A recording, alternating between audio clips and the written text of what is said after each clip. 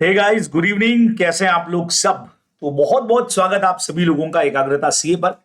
मैं आपका दोस्त जयेश भंडारी, और आप लोग जैसा जानते हो यार, सितंबर वालों के लिए इस वक्त में हमारी तैयारी बहुत जबरदस्त चल रही है। और इन दिनों में हम लोग कर रहे हैं ऑडिट में हमारे मॉडल टेस्ट पेपर।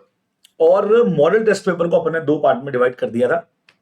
पहले हम लोगों ने ले लिए थे सारे एमसीक्यूज बराबर, और अभी ये वाले जो सेशंस है इसमें हम लोग ले रहे हैं सारे के सारे हमारे डिस्क्रिप्टिव क्वेश्चंस।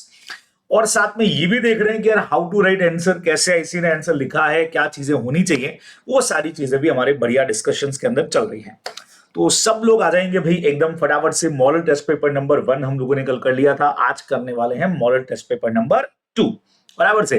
तो सब लोग एकदम रेडी रेडी रेडी, और हम लोग आ गए। चलिए जी, तो यहां से शुरू करेंगे बच्चे लोगों। Descriptive question model test paper number 2 ICA ने जो इशू कर रखे। तो सीन ऐसा है भाई कुछ की फर्स्ट कंपलसरी क्वेश्चन कहता है यहां से, Sanjeev an article clerk in an audit firm is a part of engagement team conducting audit of a company for year 23-24। ठीक है, it is a small company having turnover, इसका जो है वो 25 करोड़ का है। During the course of audit he notice that senior team member has taken following approach for selecting item for testing reflected in financial statement to obtain audit evidences. ठीक है भाई, पहले नंबर पे हमारे पास में आया he has selected to test items debited under the head okay machinery repair and maintenance as expenditure rating to during the year 23-24 has increase considerably as compare to last year okay. एक item उससे test किया machinery repair का, जो पिछली बार के comparison में ज्यादा दिख रहा है। Out of purchase he has selected to test purchase from rated parties amounting ₹5 crore. He has also selected to test all individual item of expenditure जो 5 लाख से ज्यादा के हैं, and beside he has also selected amount of 0.50 lakh debited under head legal expenses to no purpose of payment made to external legal counsel. ठीक है, now Sanjeev understand the senior team member is using audit sampling for selecting item for testing. ठीक है, do you agree with him? Which risk is involved in above approach? Discuss with reasons ही अपने को बच्चों question पूछा है। चलिए जी, तो audit sampling से कनेक्टेड हमारा पॉइंट है, लेकिन काफी दूसरी चीजें भी इसके अंदर हमारी साथ में कवर होने वाली है। तो आइए बच्चे लोगों यहां से अपन देखते हैं कि क्या होना चाहिए, क्या चीजें हैं। तो सबसे पहला आंसर लिखने का तरीका आप लोग देखो, आईसी हमसे चाहता है कि सर सबसे पहले तो तुम ऑडिट सैंपलिंग का डेफिनेशन डाल दो। तो ऑडिट सैंपलिंग रेफर करता है application of audit procedure to less than 100% of item within the population relevant under the audit. ठीक है, और कुछ ऐसा होना चाहिए कि ऑल सैंपलिंग यूनिट यानी all items in the population have an equal chance of selection. तो ये वाला पोर्शन तो बच्चे लोगों हमारी ऑडिट की डेफिनेशन वाले पार्ट पे जा रहा है। अब इन the given situation senior team member is not selecting item for testing by means of sampling, he is only selecting specific item from a population in accordance with SA 501 of the means available to auditor for selecting item for testing by selecting specific item. अब specific item जो selected किए बच्चों, उसमें सबसे पहला आया ये वाला, देखते हैं हाई वैल्यू ऑफ की आइटम। जब आप selected item ही select करते हो तो उससे रिलेटेड पॉइंट क्या है बच्चों, the auditor may decide to select specific item within the population because, क्यों हम select करते हैं, अगर हाई वैल्यू के हैं तो बराबर, या कुछ और उनमें क्वालिटीज है। फॉर एग्जांपल आइटम जो सस्पिशियस हमको दिख रहे हैं, अनयूजुअल दिख रहे हैं, है ना, या थोड़ा सा पर्टिकुलरली रिस्क प्रोन अगर हमको लग रहे हैं पुरानी हिस्ट्री के हिसाब से, तो हम पर्टिकुलर आइटम्स को सेलेक्ट करते हैं। ठीक है भाई, नॉर्मली हम तो रैंडम नंबर टेबल या ऐसा कुछ करते हैं जिससे सबको इक्वल चांस मिल सके। आपने कुछ पर्टिकुलर सेलेक्ट किए तो उसके पीछे या तो हाई वैल्यू ऑफ की आइटम्स है ना, हाई वैल्यू या फिर की आइटम है। अच्छा, all items over a certain amount अगर हो, auditor may decide to examine item whose recorded values exceed a certain amount. भाई all items over a certain amount ही जा रहा है, सबका बराबर ही जा रहा है लार्ज पॉपुलेशन में, तो आप ऐसा कर सकते हो। तीसरा, the auditor may examine items to obtain information about matter which as a nature of entity और नेचर ऑफ ट्रांजेक्शन। कई बार हम ऐसे भी करते हैं। तो इसीलिए यहां पे संजीव का जो अंडरस्टैंडिंग है प्रॉपर नहीं है, मतलब उसको लग रहा है भाई पर्टिकुलर आइटम ही क्यों सेलेक्ट किए। The above approach for selecting item for testing is subject to non sampling risk को क्रिएट करेगा। नॉन सैंपलिंग रिस्क वो है auditor may reach an wrong conclusion और any reason not related to sampling risk. भाई कई बार होता है ना कि भाई आपने इन अप्रोप्रिएट प्रोसीजर यूज कर लिया, इन अप्रोप्रिएट सिलेक्शंस आपके हो गए, या प्रिडिक्शन आपका इन अप्रोप्रिएट हो गया, उसको नॉन सैंपलिंग रिस्क बोला जाता है। तो ये मैटर हमारा उससे कनेक्टेड जाएगा बच्चों। तो ऐसे इसका आंसर एग्जैक्टली लिखा जाना है, जो आप लोग ध्यान में रखेंगे कि भाई संजीव का जो अंडरस्टैंडिंग है क्योंकि देखो संजीव का अंडरस्टैंडिंग यहाँ पे क्या था, that senior team member is using audit sampling, है ना। तो ये एग्जैक्टली ऑडिट सैंपलिंग का पार्ट नहीं है, ये कुछ आइटम्स हमने स्पेसिफिकली लिए हैं जिनको आप पूरा चेक करना चाह रहे हो, और उसके पीछे अपन ने मैटर्स देख भी लिए। दिस इज नॉट सैंपलिंग, ये अपने को ध्यान में रखना है बच्चों। बराबर से सिंपल हो गया। चलिए जी, अब अगले क्वेश्चन की तरफ बढ़ेंगे बच्चों लोगों। सेकंड क्वेश्चन कहता है, following is the extract from schedule number 10 of advance appearing in the financial statement of branch of nationalised bank for the year ending 31 मार्च। कुछ एडवांसेस दे रखे हैं। Bill purchase and discounted 50 crore का है, कैश क्रेडिट ओवरड्राफ्ट 150 करोड़ का, term loan 75 के हैं। In carrying out audit of advances as part of statutory audit of branch, auditor would obtain evidences about certain matter, state those matter. Evidences पे question है बच्चों, advances से related है, तो समझना। इन कैरिंग आउट, जब आप एडवांसेस का ऑडिट करते हैं, auditor is primarily concern with the obtaining evidences about the following. तो आप ये जितने पॉइंट्स यहां पे देख रहे हो, इसमें हम बेसिकली देख रहे हैं कि अगर आप एडवांसेस का ऑडिट करने जा रहे हो तो किन चीजों को कंसर्न करोगे बच्चों को। तो सबसे पहला पॉइंट आया, amount are included in the balance sheet in respect of advances which are outstanding at the date of balance sheet. सबसे पहले कौन कौन से अमाउंट से सारे के सारे कवर हो गए हैं। सेकंड नंबर, एडवांसेस रिप्रेजेंट करते हैं amount due to the bank branch, ठीक है। देन उसके पीछे सपोर्टेड बाय लोन डॉक्यूमेंट होना चाहिए, अदर डॉक्यूमेंट्स होने चाहिए, बिल्कुल सही बात है। अच्छा, कोई अनरिकॉर्डेड एडवांसेस तो नहीं रह गया कि जिसकी एंट्री नहीं आई हो, ठीक है। The stated basis of valuation और एडवांसेस जो है वो एप्रोप्रिएट और प्रॉपरली अप्लाई होना चाहिए। रिकॉग्नाइज वैल्यूएशन का मेथड, क्या आप इसका वैल्यूएशन कैसे करते हो, ठीक है। अब एडवांसेस का प्रॉपर डिस्क्लोजर, क्लासिफिकेशन और डिस्क्रिप्शन होना चाहिए पॉलिसी एंड प्रैक्टिसेस के हिसाब से, और यहां आपको आरबीआई के नॉर्म्स भी और एएस को भी फॉलो करना पड़ेगा। तो एडवांसेस के ऑडिट में अपने को बच्चों ये सारे पॉइंट्स आपको डायरेक्टली दे रखे हैं, ये जो अपने को यहां पे ले रहे हैं। चैप्टर नंबर 10 देखेंगे एडवांसेस ऑडिट पे कंसिडरेबल पॉइंट, उसमें अपने को दे रखे हैं बच्चों ये सारे पॉइंट अपने को यहां से लिखने पड़ेंगे, ठीक है। नेक्स्ट क्या कहता है बच्चों, CAJ is working as internal auditor in JKL Limited, a non-listed company. ठीक है। The responsibilities of internal auditor include reviewing financial information and performing detailed test on transaction and balances. Okay. CAJ जो है वो internal auditor बच्चों, non-listed company है। The responsibilities of internal auditor include है कि financial information को review करना है एंड परफॉर्मिंग करना है, detail test on transaction and balances उसके काम में इंक्लूडेड है। Then he is also responsible for compliance with laws, regulation and external requirement. During the year 22-23 services of an employ of company were terminated.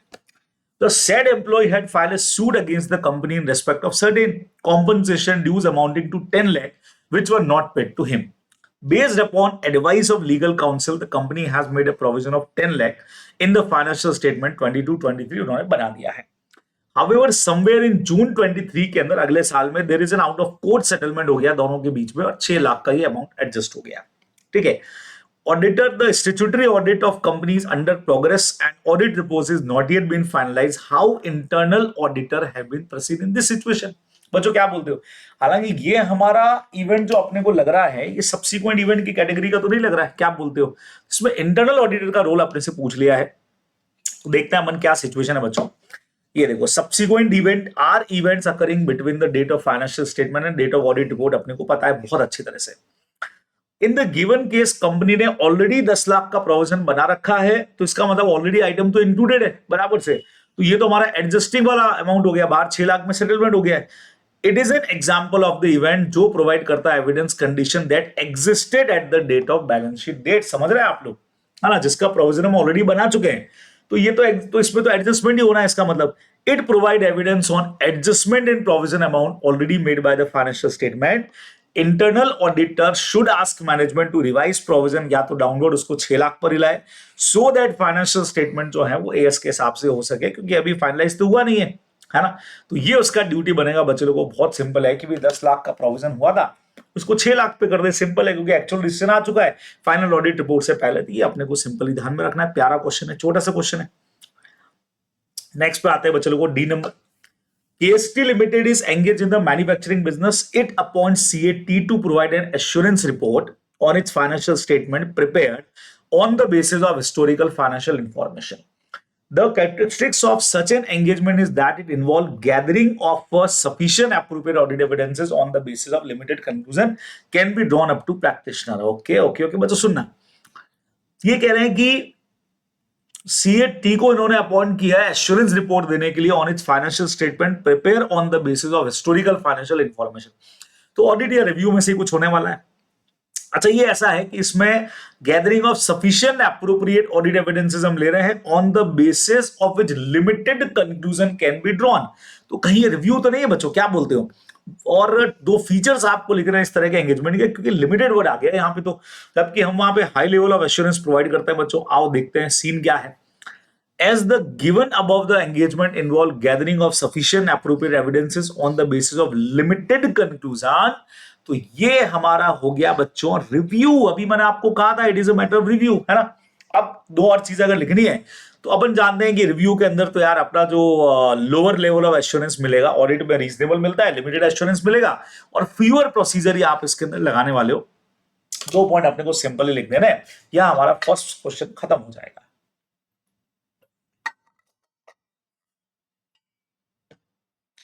तो बहुत बढ़िया तरीके का question है बच्चों, वो सिंपल हो गया एकदम बढ़िया तरीके से। आप सारे क्वेश्चंस को देखते जाएंगे तो बहुत मजा आप लोग को आने वाला है कि हाँ भाई एकदम परफेक्ट क्वेश्चन है, सिंपल क्वेश्चन है, आराम से आप लोग कर सकते हैं। ठीक है, तो आपका काम ये देखना है बच्चे लोगों की यार कौन सा आंसर अपन कैच कर पा रहे हैं, कौन से चैप्टर से, कहां से है, कहीं कमी लग रही है तो उस चैप्टर से उस क्वेश्चन को वापस से कैसे प्रिपेयर करना एकदम जबरदस्त तरीके से। ये आप लोग मेनली इस सेशन का पर्पज आप लोगों के लिए यही होता है ना। चलिए, written representation about management responsibilities involve confirmation of fulfillment of management responsibility in the preparation of financial statement, providing the relevant information and also informing about completeness of transaction। बच्चों सुनना, अब रिटन रिप्रेजेंटेशन आ गया, अपने को पता ही है SFI 80 में अपन बात करते हैं about management responsibilities involve confirmation of fulfillment of management responsibility in the preparation of financial statement, providing the relevant information and also informing about completeness of transaction। इसको एक्सप्लेन करने को बोला है। क्या लगता है ये है रेस्पॉन्सिबिलिटी? देखो बहुत सिंपल आया, यहां पे देखते हैं। 2 चीजें अपन ने बात की थी।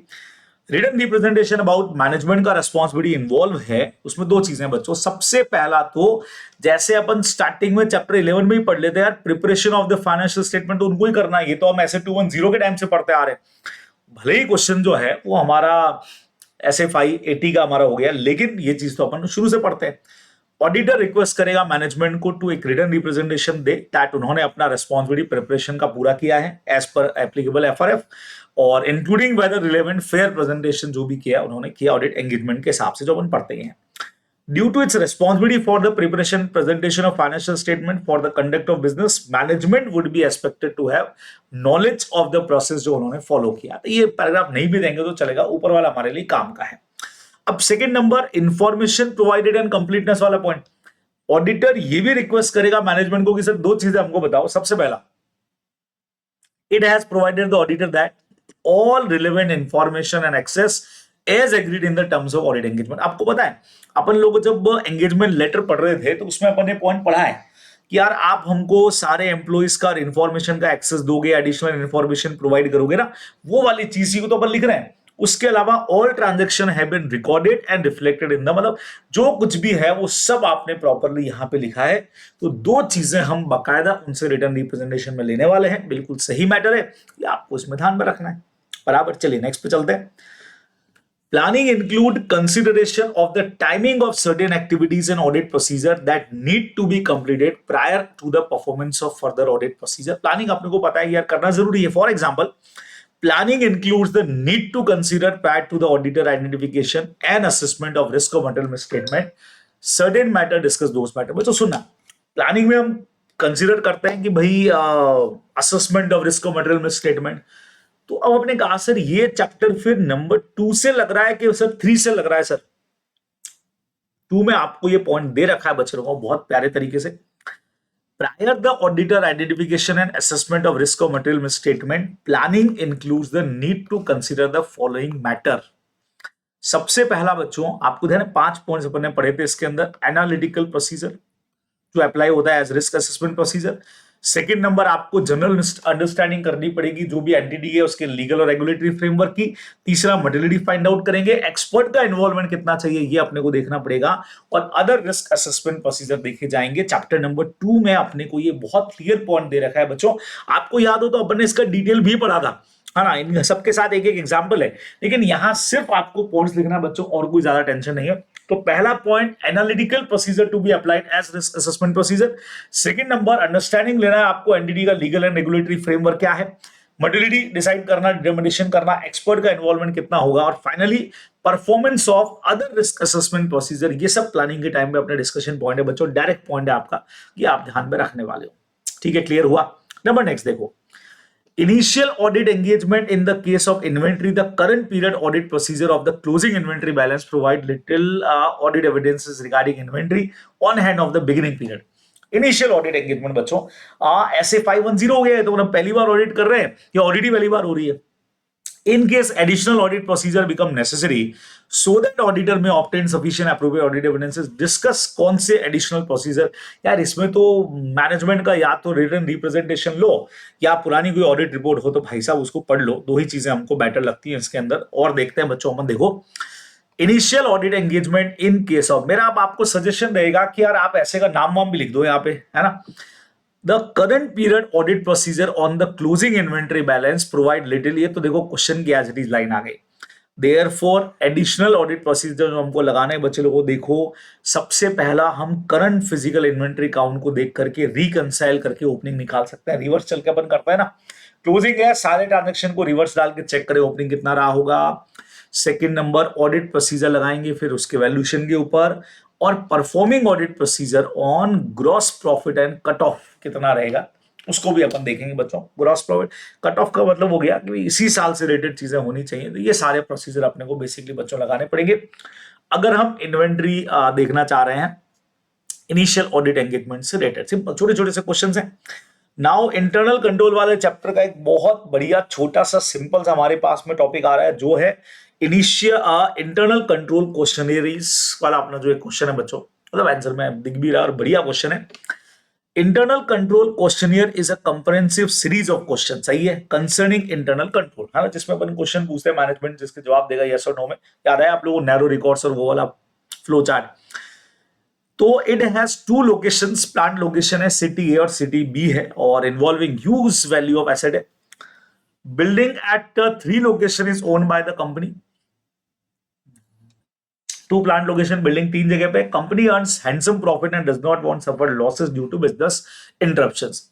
It has decided it has dedicated department for looking after insurance matter, जो भी insurance matter, sorry, as an auditor prepare an internal control questionnaire concerning this department। बच्चे लोगों अब स्टडी मैट उठा करके देखो तो उसमें भी यही पॉइंट आपको दिखेगा ऐसा ही कि यार इंश्योरेंस से रिलेटेड क्या क्या चीजें अपने को वहां पे पूछनी है, क्वेश्चनर में क्या क्या इंक्लूड करना है बच्चों। देखो लंबा चौड़ा सब पॉइंट है, बहुत सारे पॉइंट इन्होंने आपको दिए, मस्त पॉइंट है।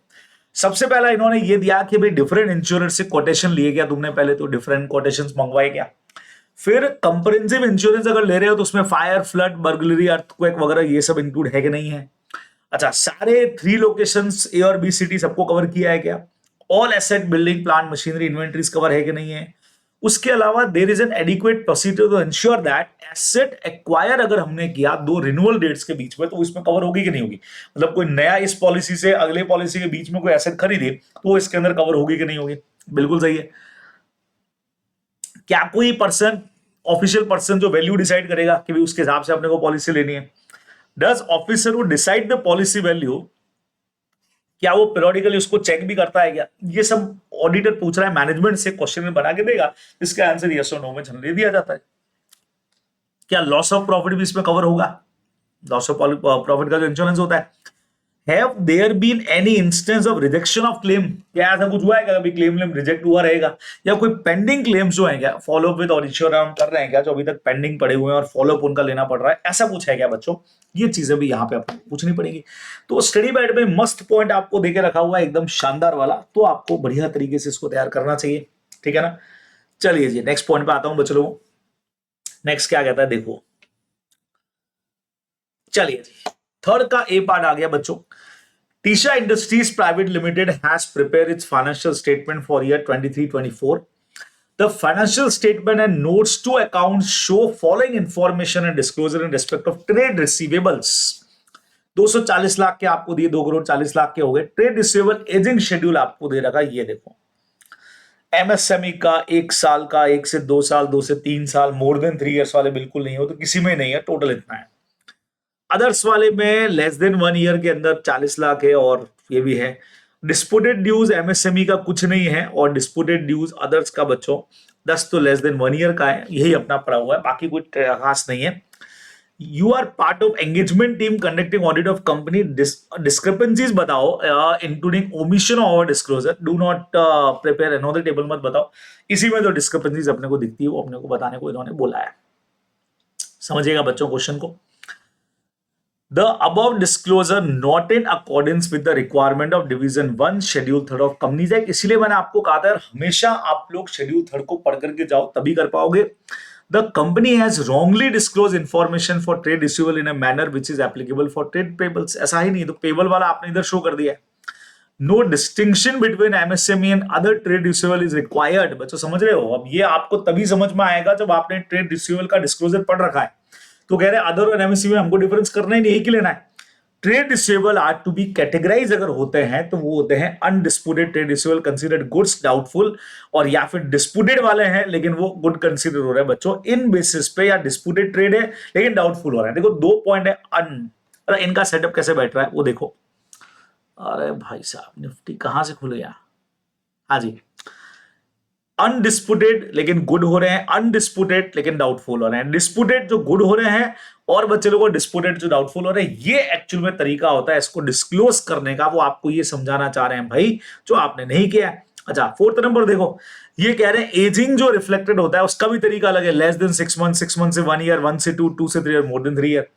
उसके अलावा अगर सिक्योरिटी के बेस पे डिस्क्लोज करें तो सिक्योर्ड कौन से, अनसिक्योर्ड कौन से, डाउटफुल कौन से, ऐसे शो होना चाहिए था.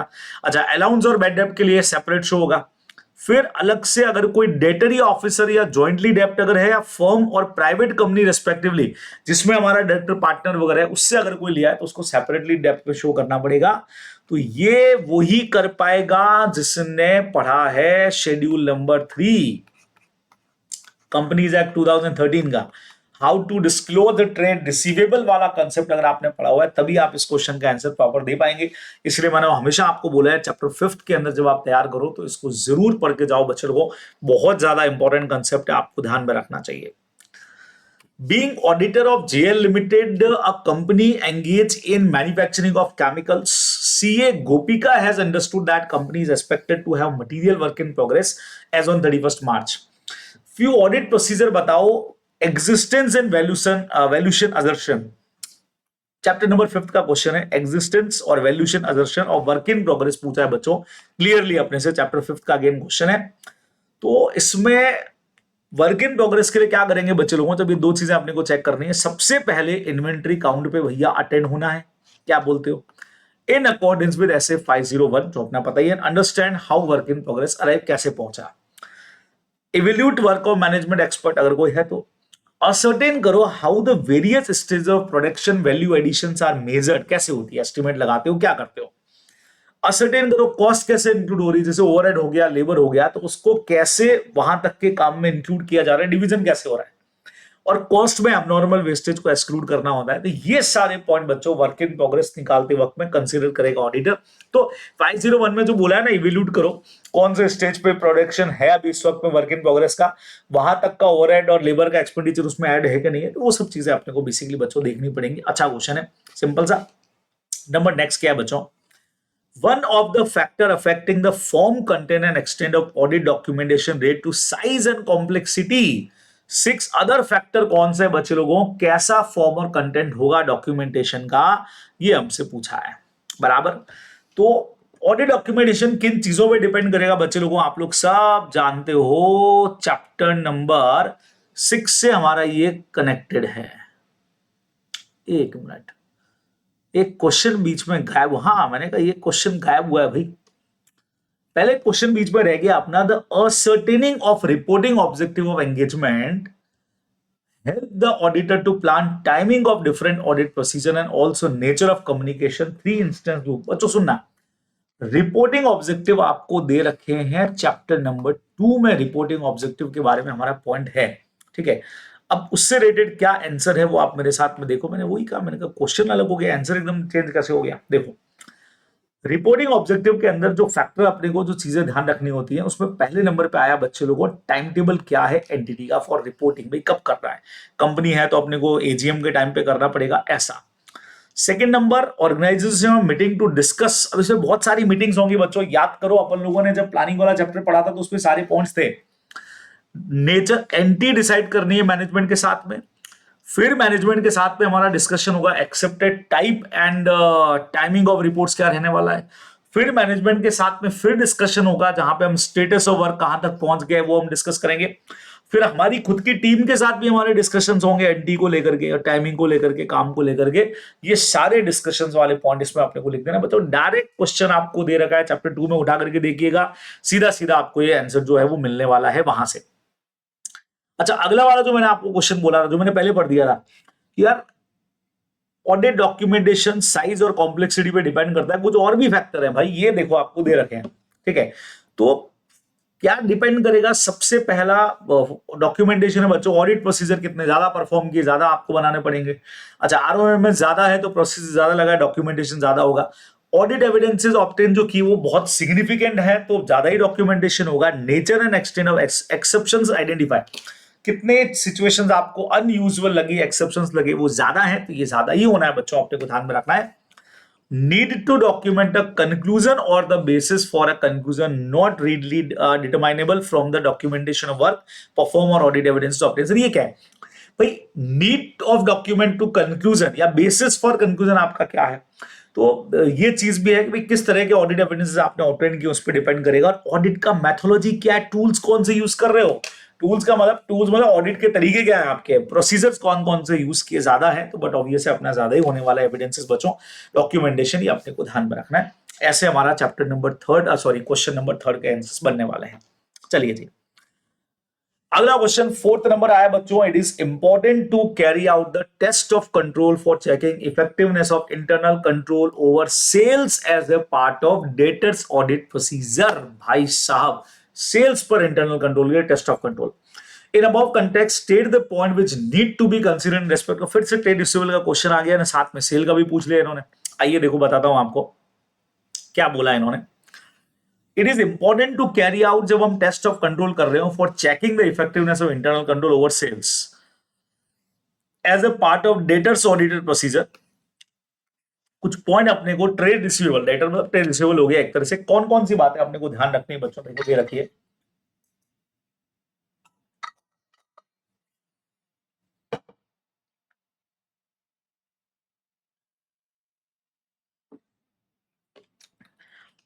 Only bona fide sale lead to trade receivables, bona fide sale आए। All such sales are made to approved customers होने चाहिए बच्चों, सारी सेल्स प्रॉपर्ली बुक्स के अंदर आ गई। भाई आपको टेस्ट ऑफ कंट्रोल देखना है तो देखना पड़ेगा ना सब सही है कि नहीं है। Debtor can be settle only by receipt of cash आएगा बच्चों, ये ऑफिसर अथॉरिटी दे तभी उसको सेटल करना है। सेग्रेशन ऑफ ड्यूटीज, आपको एवरी टाइम पे सेल ट्रांजैक्शन और जो कलेक्टिंग पेमेंट या रिमाइंडर भेज रहा है उनके अलग अलग ड्यूटीज डालो भाई, एक ही आदमी में तो घपला हो जाएगा। Debtors are collected on time, अगर डेटर नॉट कलेक्टेड टाइम पे है तो उनको रिमाइंडर्स भेजना है, लीगल एक्शन, और बैलेंसेस जो है वो रेगुलरली उनके रिव्यू होने चाहिए। और एक प्रॉपर फॉलोअप सिस्टम अपने को बनाना पड़ेगा, adequate provision for bad and doubtful debts वगैरह अगर कुछ बनाना हो, एजिंग शेड्यूल हो उसके लिए, ये सारे पॉइंट बच्चों कंसीडर किए जाएंगे। सिंपल से हमारे क्वेश्चंस हैं, डायरेक्ट क्वेश्चंस आपसे पूछे जा रहे हैं तो आराम से आप कर सकते हैं। चलिए अगला एक प्रैक्टिकल टाइप का क्वेश्चन अपने को दिख रहा है, केस स्टडी टाइप का। SRN Associates are auditor of Veni Textile and Garments Limited, a company engaged in the business of manufacturing of various textile products. The auditor has completed the audit and is in the process of forming an opinion on the financial statement for the financial year 23-24. ठीक है, CA as the engagement partner wants to conclude whether financial statement as a whole are free from material misstatement, whether due to fraud or error। अब guide करो कौन से factor उसको ध्यान में रखने बच्चे लोगों, सुनो देखो क्वेश्चन क्या है। भाई auditor has completed the audit and in process of forming opinion, बराबर। तो अब ये चाह रहा है कि भाई financial statement as a whole are free from material misstatement, ये वो देखना चाह रहा है। तो उसके लिए क्या करना है बच्चे लोगों, देखो सिंपल कंसेप्ट हमारे पास में है। The auditor shall form an opinion whether the financial statement are free from material misstatement as well as applicable FRF, ठीक है ना। तो in order to form an opinion auditor को क्या करना पड़ेगा, conclusion shall take into account, ये चीजें बच्चों को ध्यान रखनी। सबसे पहला, सफिशिएंट एप्रोप्रिएट ऑडिट एविडेंसेस आपने ऑब्टेन कर लिए। अनकरेक्टेड मिसस्टेटमेंट अगर मटेरियल है तो प्रॉपर आगे उनकी एंट्रीज हुई है कि नहीं हुई है। इवोल्यूशन करना पड़ेगा, auditor shall evaluate whether the financial statement are prepare as per applicable FRF.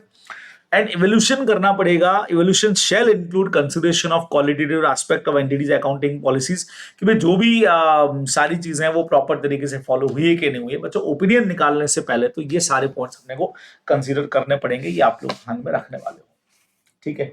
बराबर से बहुत सिंपल पॉइंट हो गया अपना।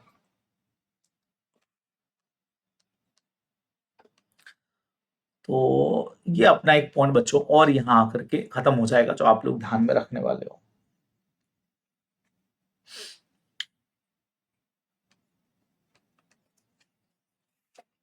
चलिए जी, नेक्स्ट पे आए बच्चों।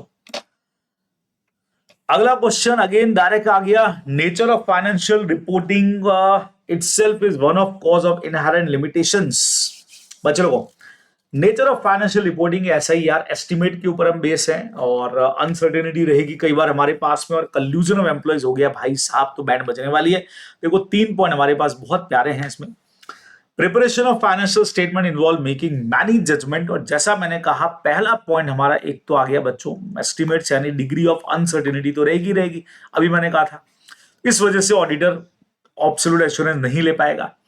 One of the premises for conducting an audit is that management acknowledge अपनी रिस्पॉन्सिबिलिटी ले प्रिपरेशन और presentation of financial statement. However such control may not have operated to produce reliable financial information to their own limitations। भाई हम चाह रहे हैं कि internal control system बढ़िया होगा तो हमारे लिए अच्छा होगा, लेकिन वही अगर वीक है तो दिक्कत आ जाएगी। तो ये कुछ नेचर ऑफ फाइनेंशियल रिपोर्टिंग है। तो अपन जो पहला वाला पॉइंट ही पढ़ता है ना बच्चों, इसमें कुछ और पॉइंट अपन डाल सकते हैं, जैसे लेक ऑफ अपन ने पढ़ा था ना, इंटरनल कंट्रोल एक पढ़ा था, lake of competency of efficiency of internal control वाला जो अपना पॉइंट था, कल्यूजन वाला एग्जांपल अपन लगा सकते हैं, एस्टिमेट्स लगा सकते हैं, और ये जो अनसर्टेनिटी है वो पॉइंट्स अपने को बेसिकली इसमें लगाने चाहिए, जैसा हम लोगों ने क्लास में रेगुलर पढ़ा भी है। Now discuss the objective of auditor as per standard on auditing 705 modification to the opinion in the independent auditor report. वही इसका ऐसे 705 का ऑब्जेक्टिव क्या है, बहुत सिंपल कंसेप्ट है हमारे पास में, ज्यादा कोई टेंशन नहीं है इसके अंदर। एज पर ऐसे 705 मॉडिफिकेशन वाले में बहुत सिंपल है बच्चों। Independent auditor report the objective of auditor to express clearly and appropriately modified opinion. Auditor conclude कर रहा है based on the auditive evidences obtained that financial statement as a whole are not free from material misstatement. बच्चों याद है, जिसको हम लोग बोलते हैं जहां हम एडवर्स रिपोर्ट दे रहे हैं, या auditor is unable to obtain sufficient appropriate auditive evidences, जिसको हम डिस्क्लेमर बोलते हैं। ये 2 चीजें हमारी है बच्चे लोगों जो अपने को इसके अंदर लिखनी है। सीधा सा हमारा पार्ट हो गया, ये हमारे 2 ऑब्जेक्टिव है कि हम ये बताना चाह रहे हैं चेक करने के बाद बस, ठीक है। तो ये हमारा क्वेश्चन नंबर 1 और यहाँ पे आके खत्म हो जाएगा नंबर 4। आइए 5th पे चलते हैं बच्चों। ये कह रहा है, अच्छा ये तो अपना वैसे ही क्वेश्चन आ गया, column A describe description of certain item used in banking industry, और आपको कंप्लीट करना है कि ये किन चीजों से रिलेटेड वर्ड है बच्चे लोगों। सबसे पहला इन्होंने दिया audit of borrower client of bank carried out banks request. देखो audit of borrowers, audit of borrower client of bank carried out bank request to verify, उसका करंट एसेट वेरीफाई कर रहे हैं बच्चों। सीधा सीधा सा स्टॉक ऑडिट का पॉइंट हो गया ये तो, है ना। स्टॉक ऑडिट कर रहे हैं, उसकी लिमिट डिसाइड कर रहे हैं, उसकी कितना विड्रॉ कर सकता है, ड्रॉइंग पावर हो गया। Statutory right of creditor to adjust debit balance to debtor accounts बच्चों, सेट ऑफ करना बोलते हैं। Certain of creation of security बच्चों, बैंक ब्रांच मैनेजर, जिसमें mere delivery of title deed by prospective borrower of fund, ठीक है। Mortgage हो गया अपना, इक्विटेबल मॉर्गेज हो गया। तो ये तो डायरेक्ट पॉइंट आपके पास में है, सीधा सीधा आपको लिखने चाहिए थे। बैंक ऑडिट में सारे पॉइंट्स अपने को दे रखे हैं, है ना। नेक्स्ट क्वेश्चन पे आते हैं बच्चे लोगों, obtain an understanding of the entity and it's environment. Okay okay okay okay, ऐसे 315 भी है ये तो। including the entity's internal control, is a continuous and dynamic process of gathering, updating, and analyzing information throughout the audit. सही है भाई. The understanding establish a frame of reference within which the auditor plan the audit exercise of professional judgment throughout the audit. Few areas बताओ कि कौन कौन सी चीजों को उसको अंडरस्टैंड करना चाहिए भाई. कुछ एरियाज बता दो उसको.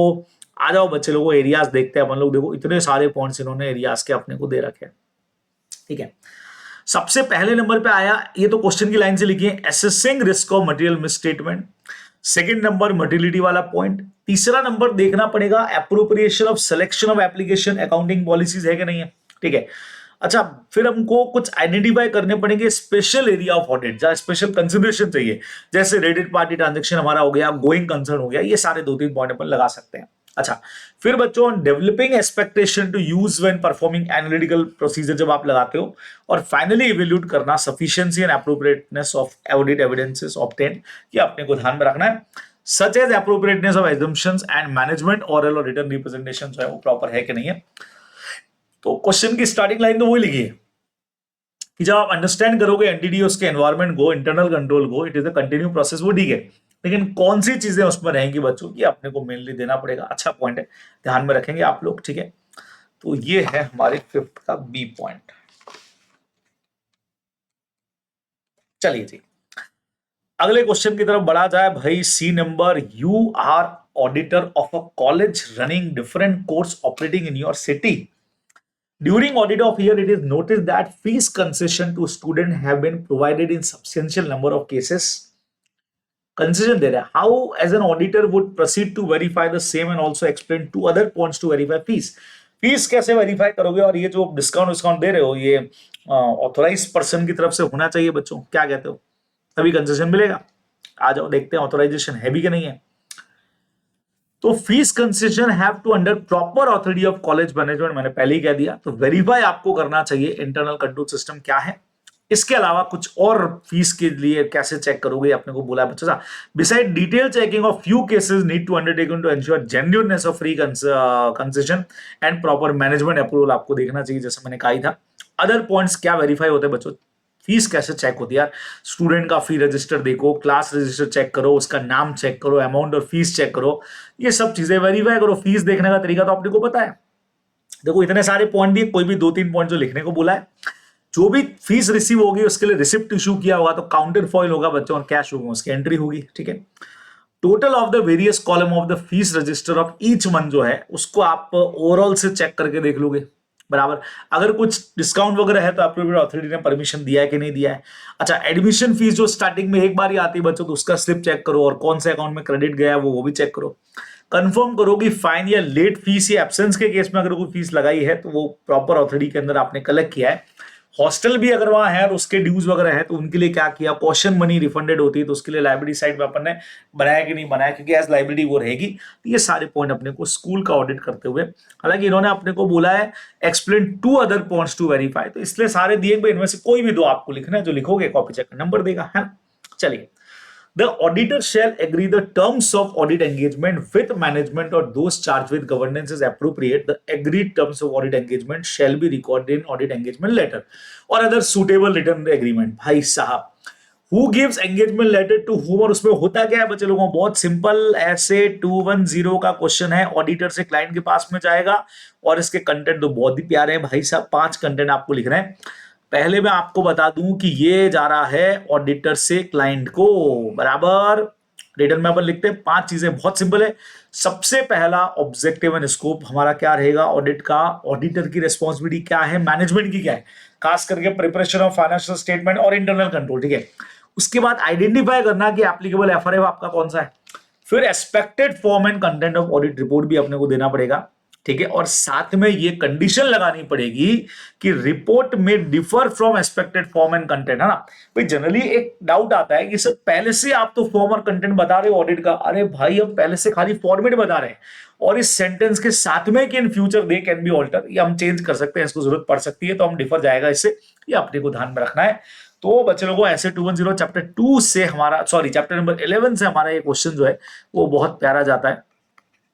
ठीक है, agreeing in the terms of audit engagement, ये अपने को ध्यान में रखना है. चलिए जी, आखिरी क्वेश्चन पे हमारी कहानी पहुंच चुकी है बच्चे लोगों। 5 क्वेश्चंस अपने को करने हैं, क्योंकि एक क्वेश्चन इसमें चॉइस का है, तो टोटल 5 क्वेश्चंस अपने को करने रहेंगे।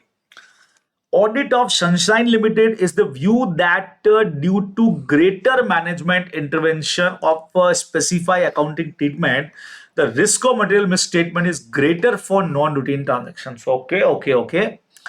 इस view of the auditor is correct. भाई ये कह रहा है कि due to greater management intervention अगर है तो रिस्क ऑफ मटेरियल मिसस्टेटमेंट जो है नॉन रूटीन ट्रांजेक्शन में बढ़ेगी। स्पेसिफाई कुछ अदर मैटर बताओ जिसमें रिस्क ऑफ मटेरियल मिसस्टेटमेंट हमेशा ग्रेटर होती है नॉन रूटीन ट्रांजेक्शंस के लिए। हमारा बच्चों ये इन्होंने क्वेश्चन के अंदर अपने से पूछा है, तो आइए अपन पॉइंट्स चेक करते हैं कि भाई क्या होना चाहिए इसका आंसर। ये देखो बच्चे लोग, अगेन इंटरनल कंट्रोल चैप्टर, ये देखिए। तो significant risk often relate to significant non routine transactions और judgmental matter. Non routine transactions वो है बच्चों जो अनयूजुअल होते हैं, है ना। वही एंटिटी की नेचर साइज के हिसाब से बिल्कुल अलग ही है, इनफ्रीक्वेंटली कभी होते नहीं है। तो कौन कौन सी ऐसी चीजें अपने को लग सकती है बच्चों, जिसमें पहला पॉइंट ही अपना ये ग्रेटर मैनेजमेंट इंटरवेंशन बराबर ये है। Manual intervention for data collecting, complex calculation of accounting principle, ये सारे वो रीजन है जिनसे हो सकता है कि कुछ चीजें गड़बड़ हो जाए। The nature of non-routine transaction which may make it difficult for the entity to implement effectively control over the risk। non-routine transaction से जो मैंने आपको कहा भी था कि कई बार आपने कंपनी के एसेट को लास्ट ईयर परचेज के इस साल भेज दिया, नॉन रूटीन ट्रांजेक्शन सेल ही कर दिया, ठीक है, पैसा कहां गया। तो ये कुछ ऐसे ट्रांजेक्शंस हैं जो नॉन रूटीन ट्रांजेक्शन है, तो उस पर डाउट जाना ही जाना है बच्चों अपने को, है। चलिए, and or reviewing internal control over accounting of sales as part of audit, auditor finds certain deficiencies in segregation of duty, authorization of sale order, preparation of invoices, preparation and authorization of debit credit note, and non-following standard procedure as stipulated by the management. Auditor find that lapse of the significant deficiencies in internal control over sales, okay। He point out the management, एक liner उसने लिख दिया, instruction on internal control related to cell are not properly followed. बच्चे लोगों, ये communication proper नहीं है, ऐसे 265 कहता है भाई साहब ढंग से तो लिखो, पूरा आपको रीजंस वगैरह सब बताने चाहिए थे, समझना। तो पहले तो ये क्वेश्चन आ गया बच्चों, स्टार्टिंग पैरा तो पूरा क्वेश्चन का है, above communication is not proper. सिर्फ डेफिशिएंसी लिखने से काम नहीं चलेगा, आपको एक्सप्लेन करने पड़ेंगे उसके इफेक्ट्स, ठीक है। फिर it should explain that such a significant deficiency can lead to misstatement of revenue and trade receivable, किस वजह से वो देना पड़ेगा, ठीक है।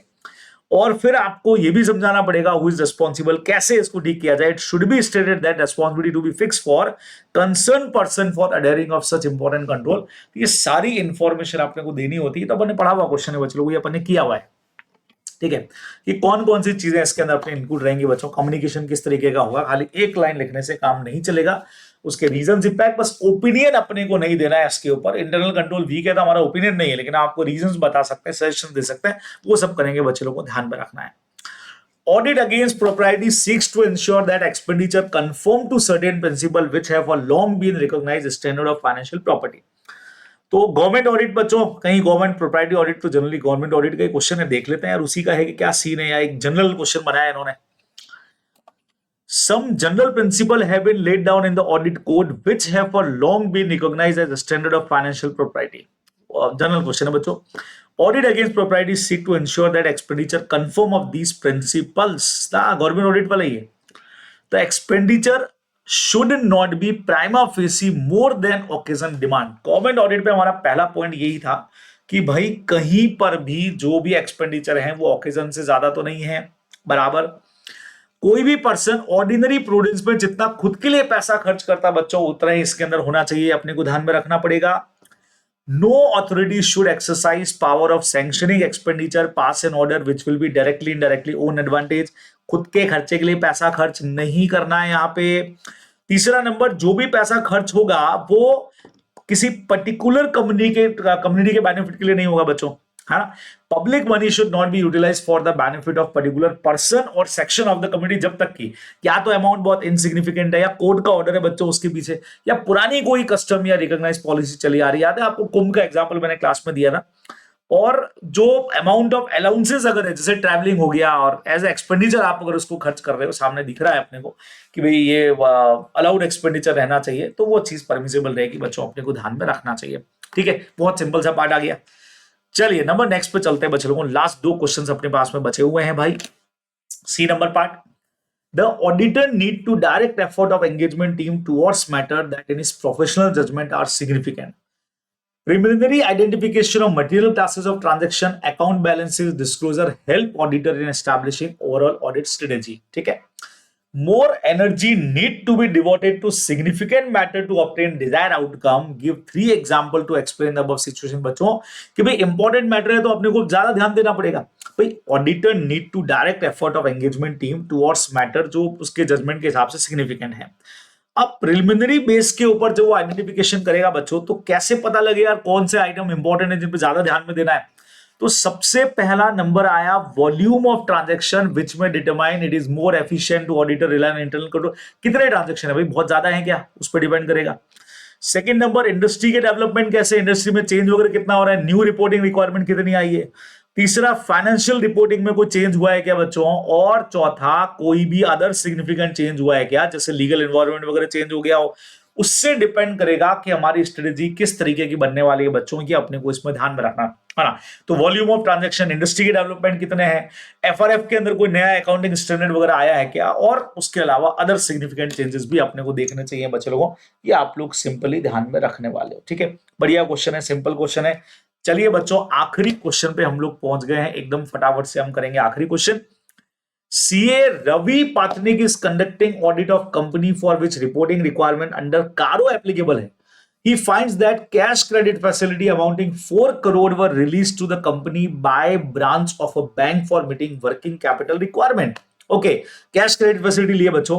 He find that out of above fund 1 crore use किया है कंपनी ने इंस्टॉल करने के लिए effluent treatment plant to meet state pollution control board requirement. ये ओपिनियन देना है बच्चों. ये तो 4 करोड़ आपने क्रेडिट फैसिलिटी लिया, लेकिन ये तो कंपलसरी रिक्वायरमेंट थी आपकी, इसके लिए तो नहीं ले सकते थे. देखिए मत, देखो कारो की एक बहुत प्यारी सिचुएशन है बच्चों, समझना.